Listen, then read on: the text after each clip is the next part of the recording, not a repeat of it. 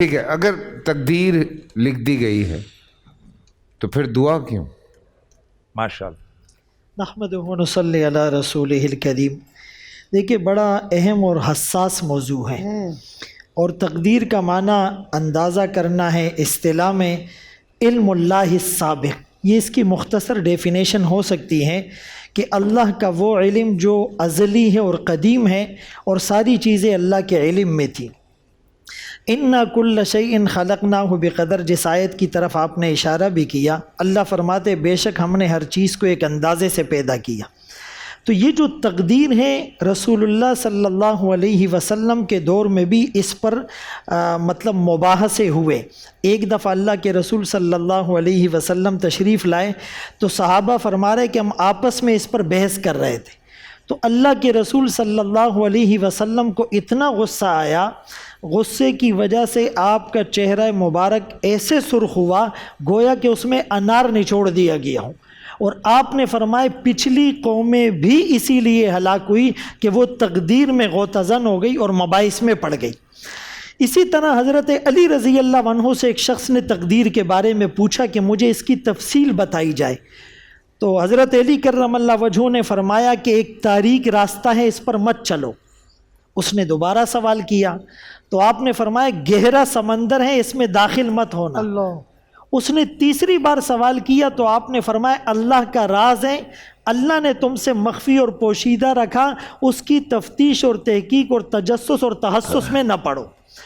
دیکھیں اسی طرح حضرت عمر رضی اللہ عنہ کا واقعہ ہے کہ جب وہ ابو عبیدہ رضی اللہ عنہ کی طرف شام جانے لگے تو پتہ چلا کہ وہاں طاعون کی وبا پھیل چکی ہے، تو حضرت عمر رضی اللہ عنہ نے صحابہ سے مشورہ کیا اور وہاں سے واپسی اختیار کی، وہاں جانے کا ارادہ ترک کر دیا۔ تو ابو عبیدہ رضی اللہ عنہ نے کہا کہ اتفر من قدر اللہ، کہ آپ اللہ کی تقدیر سے فرار اختیار کر رہے ہیں؟ تو حضرت عمر رضی اللہ عنہ نے جو جواب دیا وہ دو طرح کے الفاظ ہیں۔ ایک میں فرمایا ہم اللہ کی قضاء سے اللہ کی قدر کی طرف جا رہے ہیں، اور دوسرے جملے میں کہا اللہ کی تقدیر سے اللہ کی تقدیر کی طرف جا رہے ہیں۔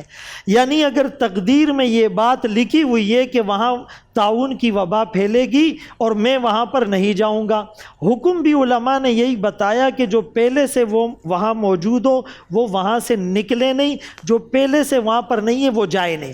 اب تقدیر کی دو قسمیں ہیں، ایک تقدیر مبرم ہے، ایک تقدیر معلق ہے۔ تقدیر مبرم اس کو کہتے جو بالکل اٹل، حتمی، قطعی، یقینی، کنفرم ہوتا ہے، اس میں کوئی ڈاؤٹ نہیں ہوتا، اور جو معلق ہوتا ہے اس کو اللہ نے انسان کے ارادے کے ساتھ جوڑا ہوتا ہے۔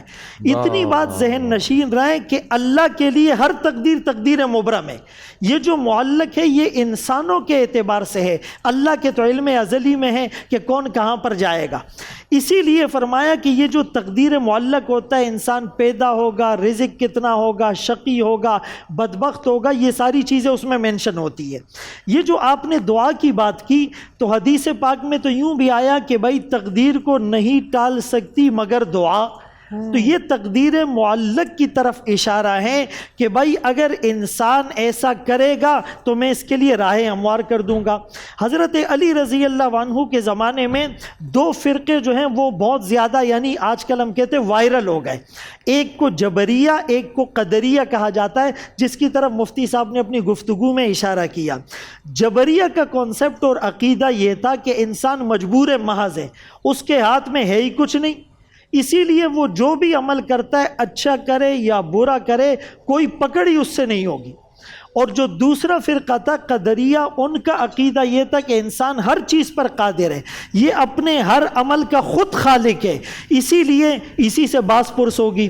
رسول اللہ صلی اللہ علیہ وسلم سے بھی جب صحابہ نے اسی بات کو بیان کیا کہ جب ہر چیز لکھی ہوئی مینشن ہے تو پھر ہم محنت کیوں کریں، تو اللہ کے رسول صلی اللہ علیہ وسلم نے فرمایا نہیں نہیں، تم نے محنت کرنی ہے، اسی لیے کہ اللہ کے علم میں تو ہیں لیکن تمہیں تو پتہ نہیں ہے ہے اعملوا فکل میسر لما خلق لا، عمل کرتے رہو، عمل میں سستی نہ کرو، ہر آدمی کے لیے اسی راستے کو آسان کیا جائے گا جس کے لیے وہ پیدا کیا گیا۔ تو تقدیر کے ان مباحث کو سمجھنے کی حد تک تو ڈسکس کیا جائے، لیکن اس میں زیادہ غوطہ زن ہونا اور اس میں مزید بحثیں کرنا اس سے منع کیا گیا ہے۔ بول انٹرٹینمنٹ کے شوز دیکھنے کے لیے ہمارے چینل کو سبسکرائب کریں اور بیل آئیکن پر کلک کرنا نہ بھولیں۔